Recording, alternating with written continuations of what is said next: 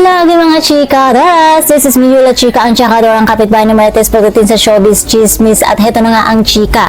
Anton Vincent at Carmel Collado o Carton nagpakilig muli sa It's Showtime na kung saan nga ay nag-duet sila ng Please Be Careful With My Heart. Grabe, holding hands while singing. At trending nga muli ito sa social media dahil over talaga sa kilig, pati mga host ay kinikilig. At balita ko nga sa nakaraang fan meet nila, may mga nahimatay, may mga halos hindi makahinga at halos atakihin sa puso dahil grabe hindi kinaya ang kilig talaga ng Carton. Oo, pati nga si Anton, diba? Sobrang kinikilig talaga at halos hindi niya kinaya.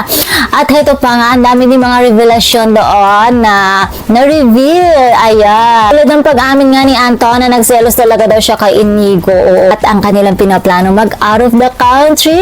Grabe naman yan. Ngayon parang kinikilig na talaga lahat ng Carton fans. Samantala, game na game din ang dalawa sa Kembo Challenge. Ayan, giling kung giling talaga. At bukod pa rin mga chikadoras, ang dami ding ganap ng dalawa. Si Carmel, mall shows, world tour with Kim Pao, at syempre may concert siya. At ito naman si Anton ay may upcoming show siya sa Jamie 7 kung saan inaabangan na rin ngayon ang Kamao. Diba?